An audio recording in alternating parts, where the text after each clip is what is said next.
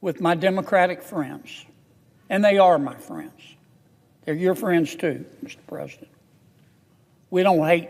He stood on the Senate floor and said it clearly, there is not going to be a budget. No negotiations are happening in good faith. And the reason comes down to one specific faction of one party that wants chaos more than compromise. Welcome to American hearings. Kennedy made this prediction well before it played out, and named exactly who he thought was responsible.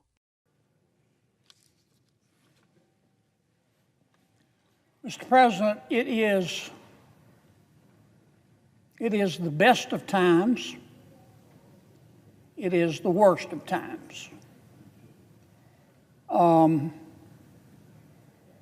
It's the age of wisdom, but it's also the age of jackassery. Sometimes I don't recognize our world. I'll give you one example, at least from my perspective. President Xi in China, President Putin in Russia, and the Ayatollah in Iran have formed a partnership. It's not an equal partnership. The managing partner is President Xi.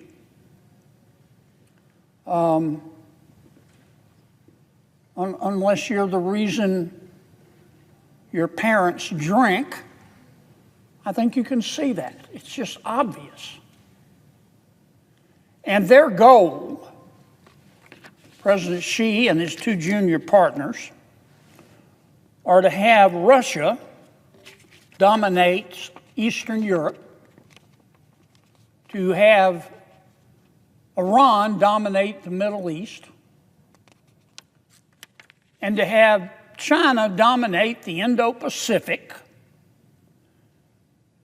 and have the freedom to roam throughout sub-Saharan Africa and South America, and the Arctic, and space. Now, that's the game plan. That is not a world that is safe for America.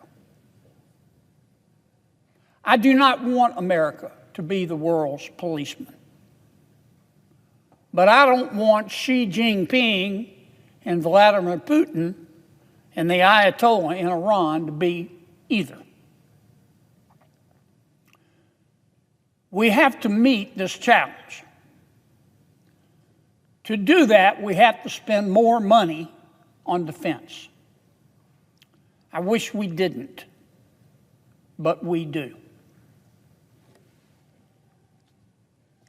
Now, there are only three ways to do that, as you know, Mr. President.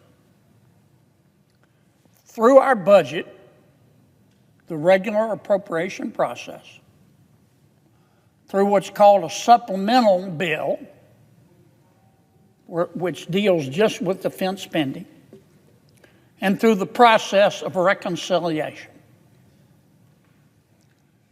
Passing a supplemental bill is not going to work for reasons, same reasons that we're not going to be able to pass a budget, about which we'll talk in a second. We have the option of reconciliation, but time is running out. And I hear all of the happy talk. I don't mean that really is in a pejorative sense, even though I realize it came out that way.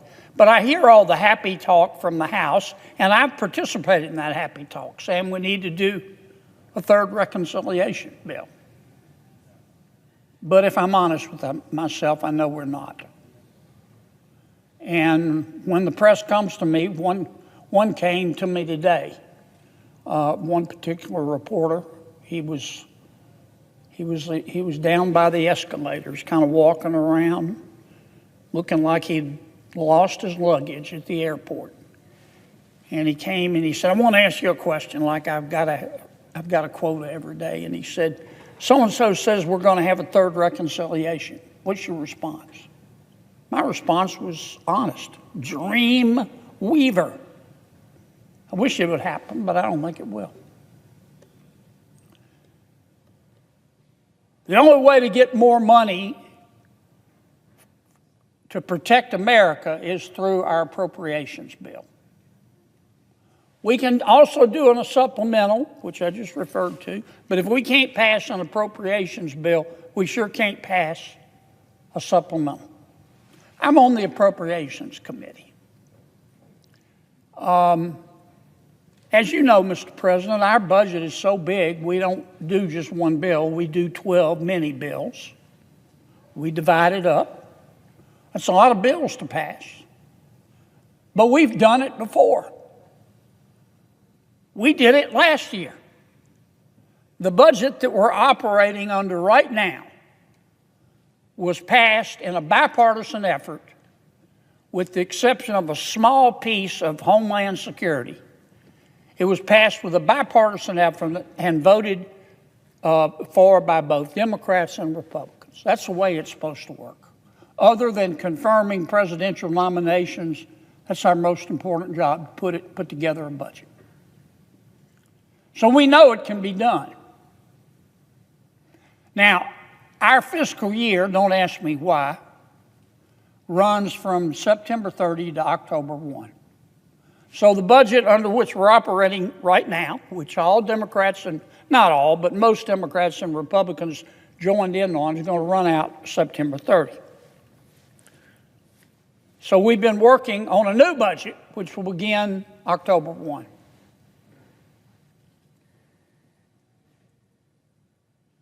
I hope I'm wrong,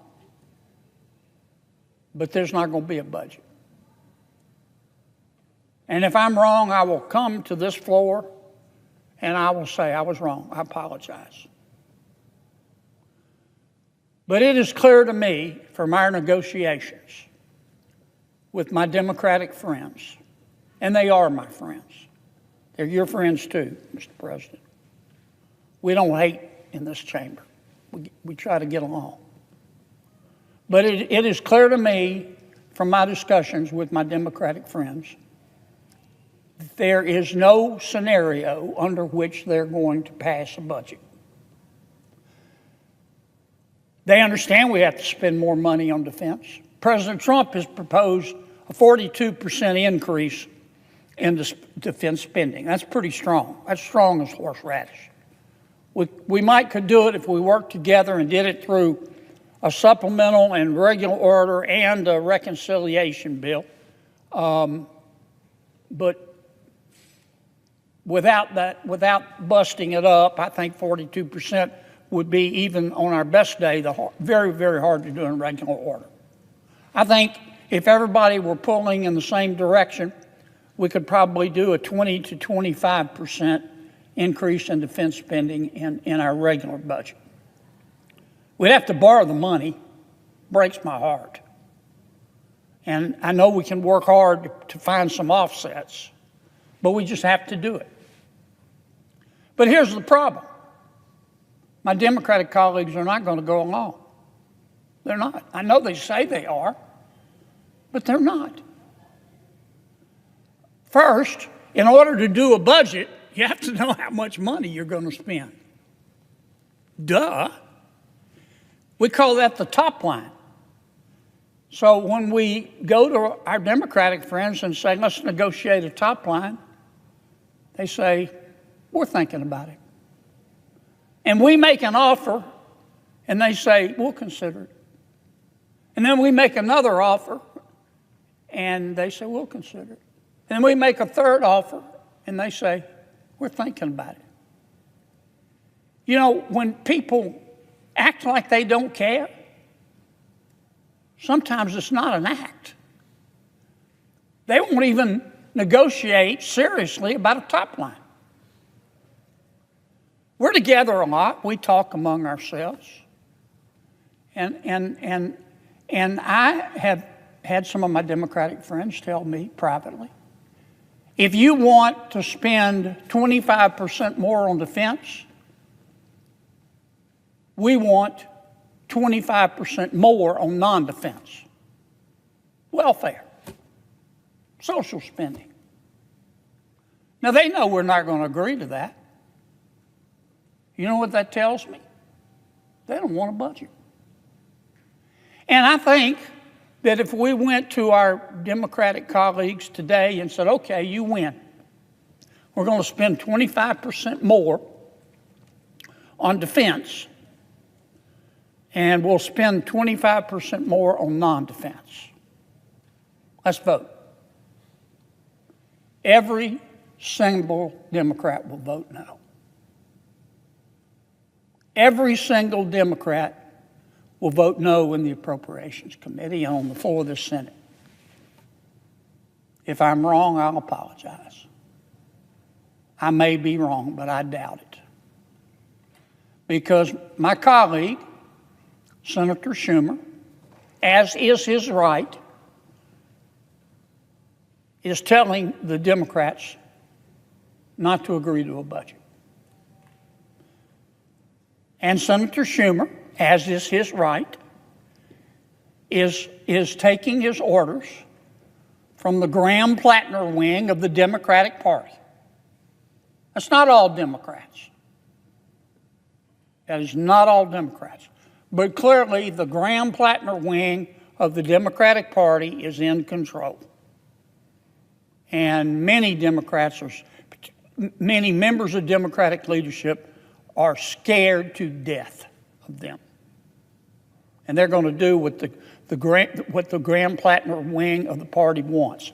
And what the Graham-Platner wing of the party wants is to burn it down. Burn it down. They want chaos because they think it'll help them win the midterm elections. And for that reason, I don't think we're going to have a budget. We'll keep trying. Our chair is Susan Collins. Chairwoman Collins and Vice Chairwoman Patty Murray put together the budget last year. Did a great job. We know it can be done. But I think that's the game plan.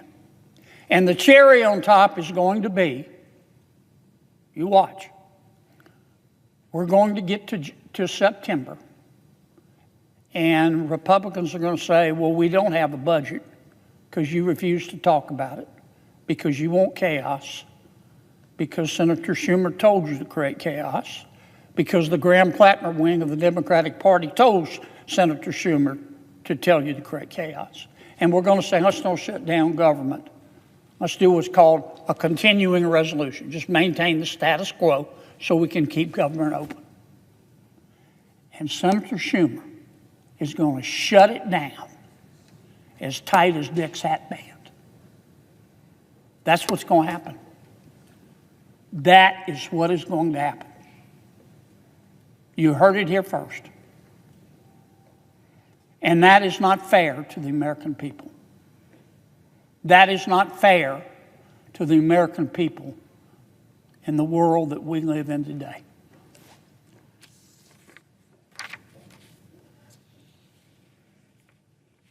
And that, in my opinion, is totally irresponsible in order to win a midterm election, to create that kind of chaos in this dangerous world. That, to me, is living proof that human evolution is a slow process. The American people deserve better. And if I'm wrong, I will come to this floor and say I was wrong. My Democratic colleagues are willing to negotiate. They don't have a predetermined game plan. They're not slaves to the loon wing of their party. They understand that the American people, both domestically and internationally, need help. I will be the first to say I'm wrong. And I may be wrong, but I doubt it. The American people deserve better. And if I am wrong, I hope they'll prove me wrong. Thank you, Mr. President. What do I do, Max? You want me to yield the floor? Can I call for a quorum call? I'd love to do that. I ask for a quorum call. Is that okay with you, Mr. President? The clerk will call the roll. Welcome back to American Hearings. Kennedy opens this floor address with a geopolitical frame, she, Putin, and the Ayatollah as a coordinated partnership with a specific global game plan. Before landing on the practical consequence, America needs to spend significantly more on defense, and the only path to do that runs through a functioning federal budget. Then he explains why that budget isn't coming. The process breakdown Kennedy describes is specific. Republicans make top-line offers. Democrats say they are thinking about it. They make another offer. Same response. Kennedy's private read from Democratic colleagues: they want 25% more on defense, but only if Republicans agree to 25% more on non-defense spending. They know that won't happen. Which means, Kennedy argues, they don't actually want a budget. His prediction is delivered with unusual candor. He will come to the floor and apologize if he's wrong. He doesn't think he will be. The Graham-Platner wing framing lands as the organizing concept for the entire address. Kennedy isn't blaming all Democrats. He explicitly separates the faction from the full caucus.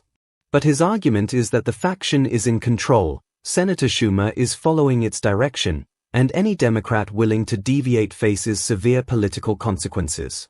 Therefore, no deal on defense spending, no budget, and eventually a shutdown. His closing prediction, that Republicans will propose a continuing resolution to avoid a shutdown and the Democratic leadership will decline it, is delivered as certainty. He says, "You heard it here first." Whether he was right is now part of the record. Subscribe to American Hearings.